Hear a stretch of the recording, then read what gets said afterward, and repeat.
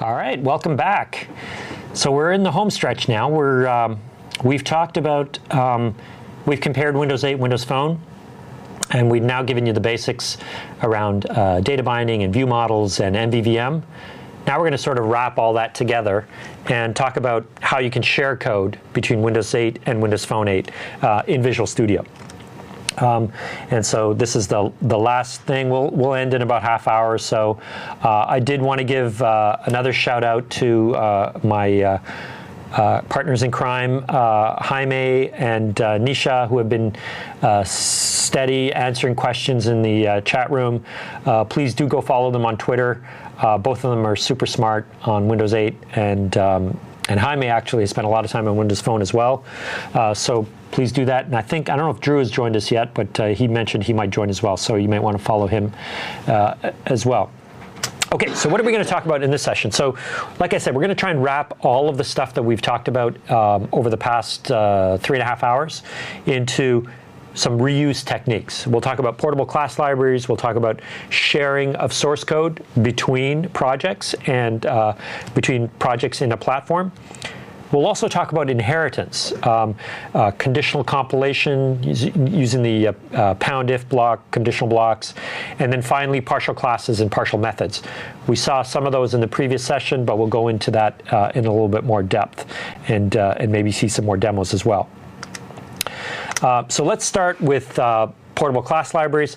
Again, the portable class library, we've mentioned this already a couple of times. It's a portable class library project template in Visual Studio 2012.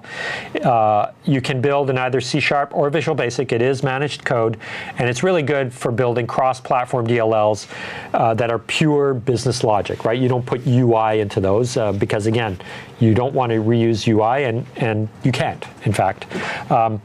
It is only managed code. You would have a single code base for Windows and Windows Phone, and in fact, you can also include Silverlight or Xbox if you're building for those platforms as well.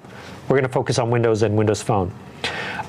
Only shared assemblies are available for use, and so it's mostly restricted to the system namespace. There's others as well, but mostly restricted there. And overall, it's limited, but the nice thing is that it gives you this portable, modular, encapsulated code that you can use among different platforms, and in our case, between Windows Phone and Windows 8. So let's dive in. Let me just, rather than talk about it, let's actually look at portable class library. So let me get into Visual Studio, and I will get into, and actually this is another project which I don't have open. Let me just quickly open that.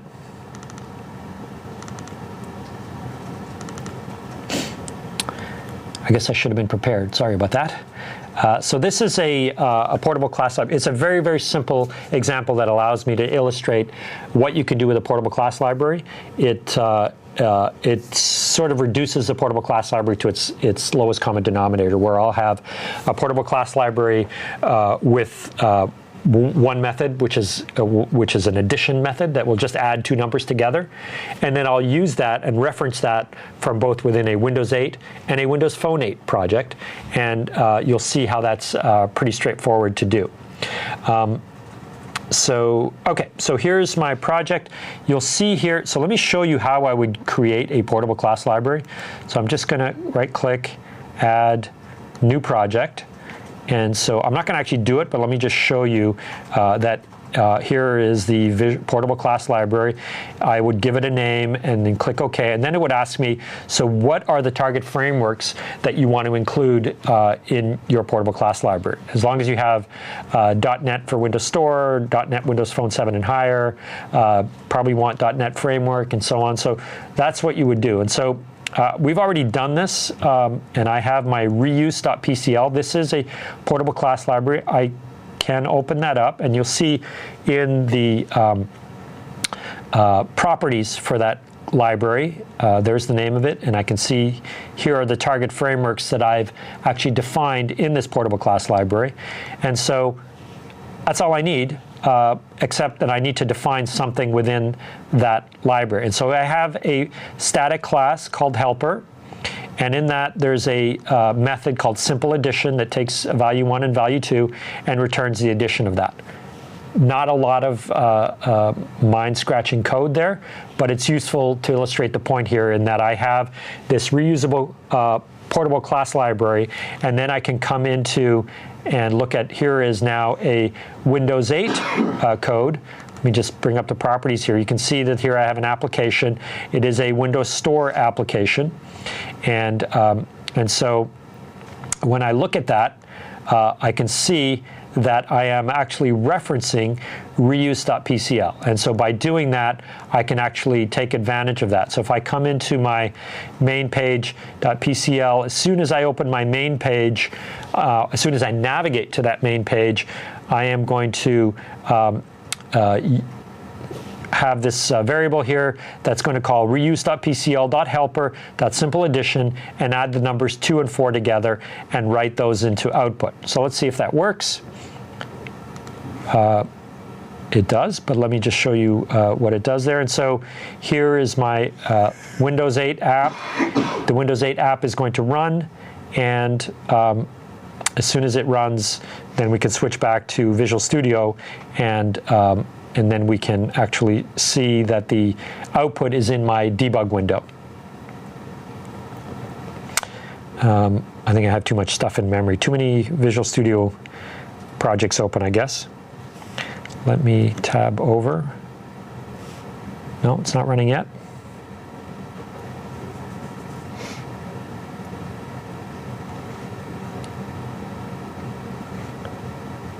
Huh. Let me see if I can view my output. Oh, it did. It was running already. So I don't actually have anything on that main page, so I didn't see it. But you can see here that I've actually output the sum, which is 6. Big whoop, right? But the interesting thing there is that I used that DLL, that portable class library, and that is portable code.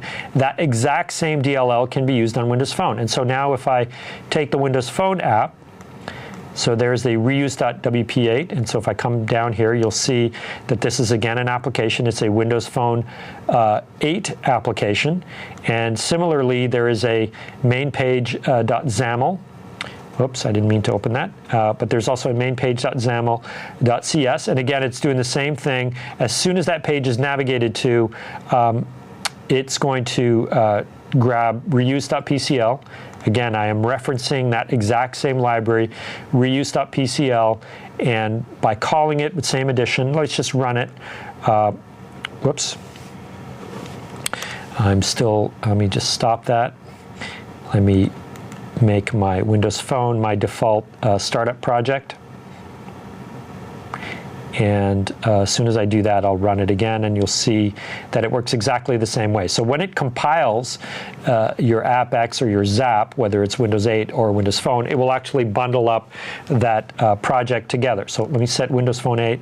Now when I run that, it should bring up my my emulator here, and it's connecting to the emulator, deploying it, and there's my empty emulator page, and you can see in the bottom left-hand corner the 6. So that Zap file is actually bundled up not just my application, but also the DLL, and that DLL is code compatible between Windows 8 and Windows Phone 8. Again, it's managed code, so we can do that with managed code, and so it gives you everything you need. So very simple to do, and that same property, the exact same method works across whether I'm doing, again, a simple reusable method, in this case that simple addition method, between Windows 8 and Windows Phone 8, but I could also do the same thing with a data model or a view model and do that. I've been asked to remind you to take a second and choose the best answer in the polls for this session. I'd really appreciate any comments that you might have about this session, things that you liked, that we covered well, and perhaps things that maybe we went too fast over and that we didn't cover as well, and that maybe as we refine the content, we can add that and do that in the next iteration of the content. So again, take a second and choose the best answer in the polls for this session. Okay, let's get back and we talked about portable class libraries. Let's talk about another simple way of sharing code between projects, which is just sharing the actual source code. So in many cases, you may have source code that you would share that is virtually identical between a Windows Phone project and a Windows 8 project. And of course, you don't want to copy that code, because then if you copy that code, then if you make a change in one, maybe you fix a bug in one, it doesn't get fixed in the other. And so what you want to do is have that identical shared source code between both projects, between multiple projects, between Windows 8 and Windows Phone. It means a single change to a code shows up in all the projects. There is a really easy way in Visual Studio to do that. In other words, or the way to do that is to actually have the code in one project, and then when you add it to a second project, let's say you have it in your Windows 8 project, you would have some shared source file, a .cs file, that you want to share in Windows Phone 8, in a Windows Phone 8 project. You can actually add that source code file to your project using a link rather than copying it over. And basically, when you add it as a link, you're essentially adding that same file. And so when you edit that file, you're also editing it in the Windows 8 file. It's essentially the same file. And so that's really handy. It's a really handy technique, especially obviously when you have code that is virtually identical with it, whether it's Windows Phone or Windows 8. I'll show you some of that in a couple seconds. Another way to do it is to use conditional blocks. This enables or disables code depending on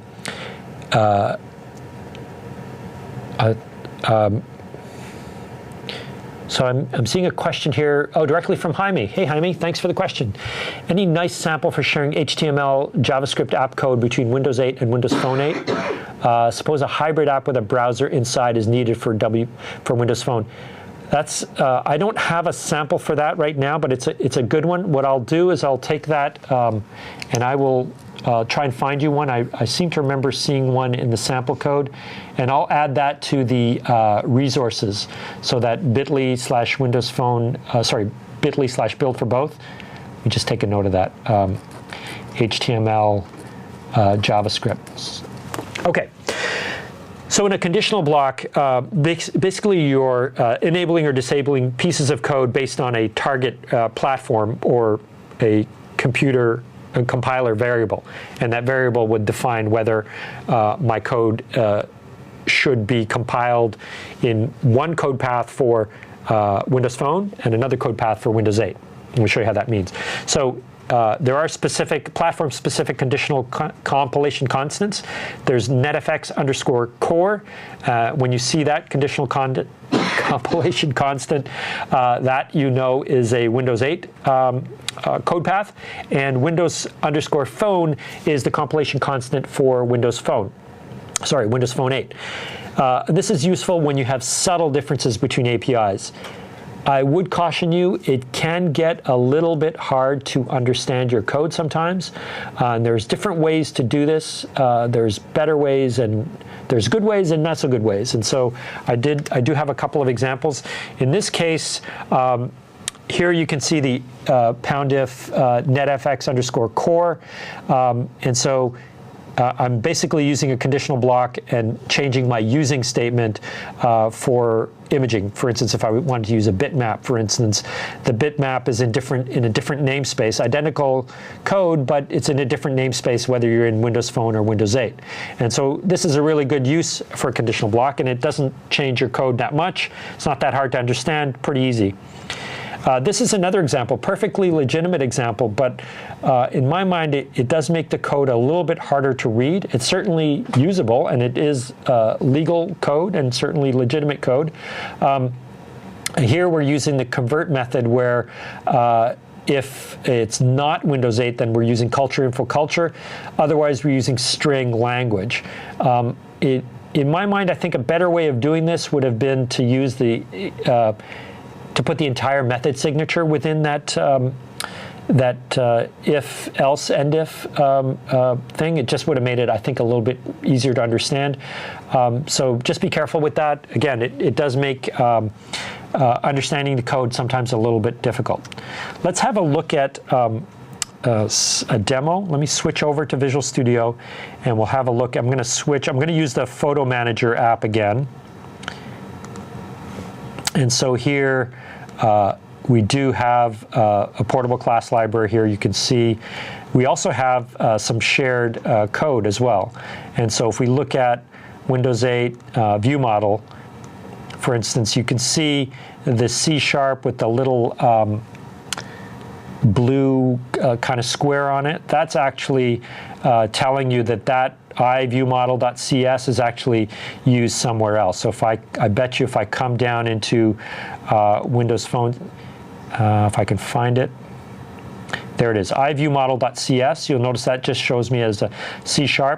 That file is virtually identical, pointing to the exact same file on disk as this one here, and yet if I change one or the other, that change would then get reflected in both. And so, again, that's a really handy way. If you have code that is virtually identical between Windows Phone and Windows 8, really easy way to do that. The other thing I wanted to show is, let's see, I think I have it loaded already. Here it is, picture.cs. So this is, let's see if I can find it. It's in photomanager.core. Let me see. WP8 data entities. There it is. Okay, so there's the file I'm looking at here.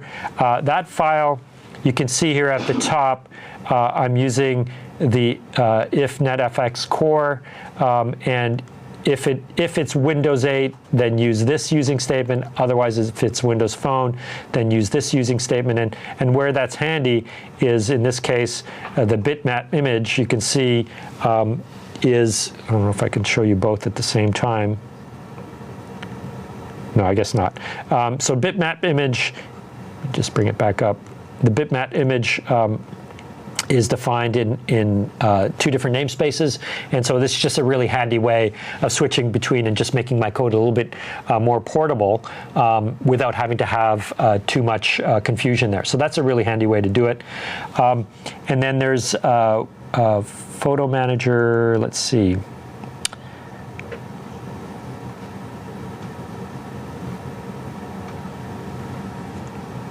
Photo Manager.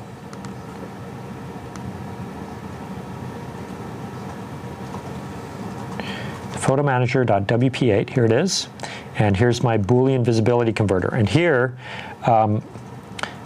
we can see here where I have my convert method. This is the same one we saw earlier, and you can see how, looking at the code, it just makes it a little bit harder to understand that that is one method signature, and probably a little bit harder to read, maybe a little bit harder to maintain, more apt, here it is again, more apt for me to mess up on this one.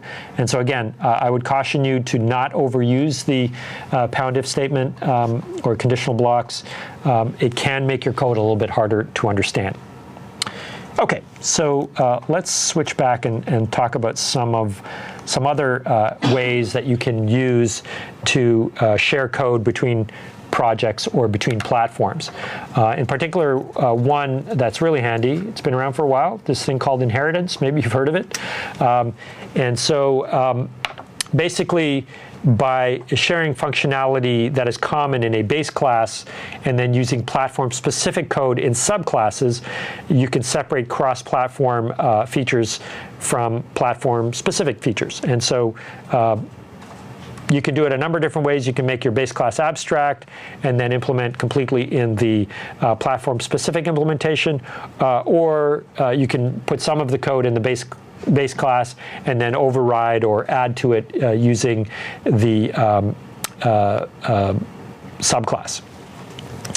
Here is one example here. This is first one. This one is from the album page view model CS file.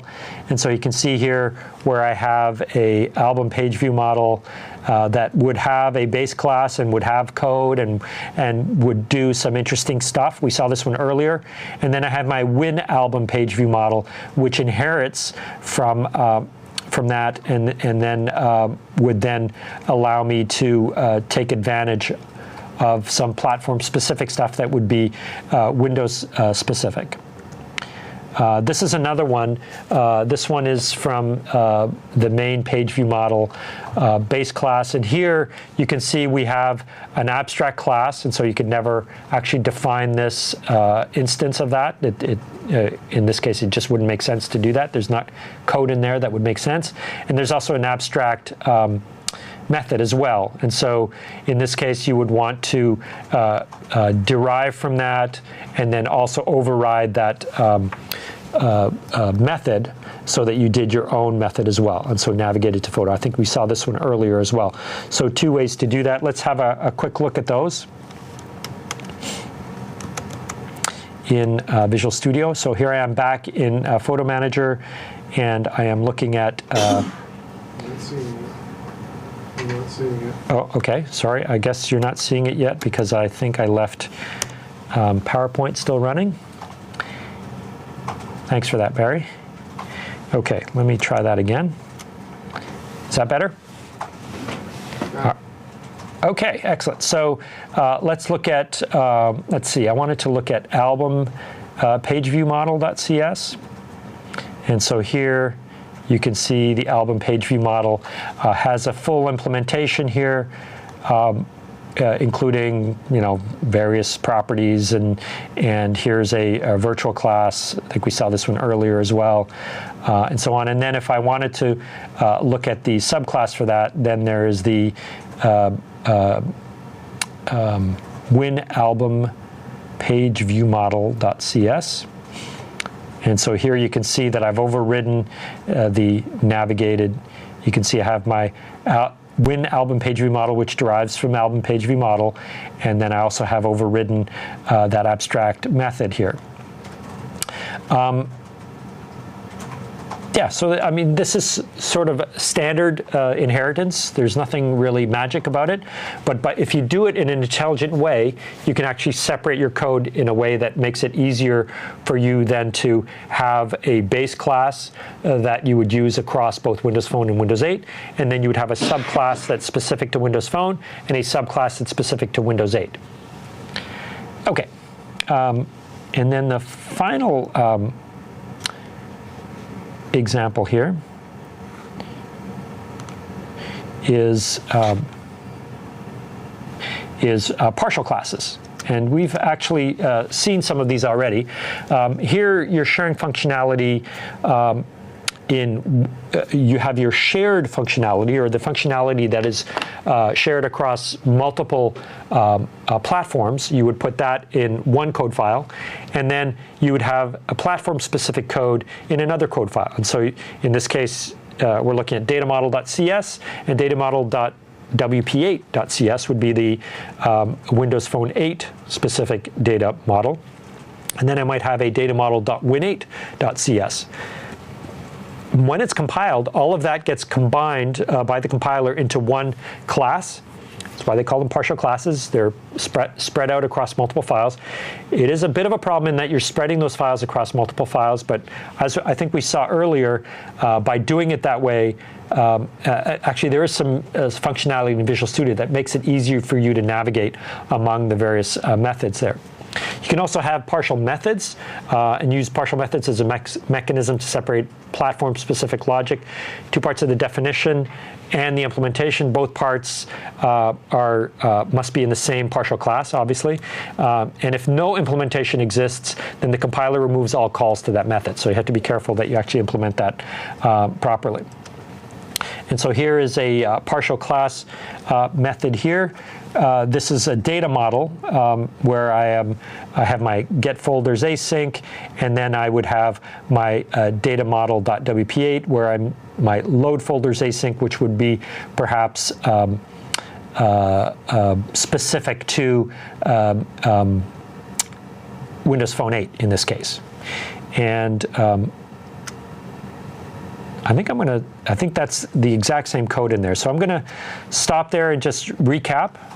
We've come to the end, but I wanted to quickly recap and hopefully give you a chance to ask some additional questions. Hopefully what you come away with today is some good tips and techniques that you can use to develop apps that will work across both Windows 8 and Windows Phone 8. Even if you're thinking about developing today for just Windows Phone or just Windows 8, take some of these techniques to heart and try and build them into your code today so that you can future-proof your app and make your app available to both Windows 8 or Windows Phone, whatever the case may be. Make sure that you use data binding, and when you do that, do it in such a way that you can extract out your code. Try to have as little code behind in your views as possible. Try to move those views into your view model, your code behind into your view models. That will make your code more modular and more reusable. Consider the MVVM pattern. That MVVM pattern is really handy. Even if you don't use MVVM, certainly separate your data model out because that will make your code reusable as well. The data models are typically the easiest thing to reuse across both Windows Phone and Windows 8, and so take advantage of that. And then use strategies so that you can reuse source code. Some of the ones that we just saw over the past few minutes: portable class libraries, shared source libraries, conditional blocks, inheritance, and then partial classes and partial methods. I've showed this earlier, but let me just show it again. I did compile a bunch of resources, and I've made those available on Bitly. If you go to bit.ly/build for both with a capital B, capital F, and capital B for build for both, you'll see that there's a bunch of links there that will take you to a number of resources that will be very handy, including the source code for both the cookbook as well as the photo manager app. And as well as a number of really handy MSDN articles and other articles, as well as some of the other MVVM third-party libraries. So with that, I will say thank you. Thank you so much for sitting with me for the past 4 hours or so. I certainly have enjoyed it. My voice is about to go, but it's been a lot of fun. If you do have comments, I think we still have the polls available, right, Frank?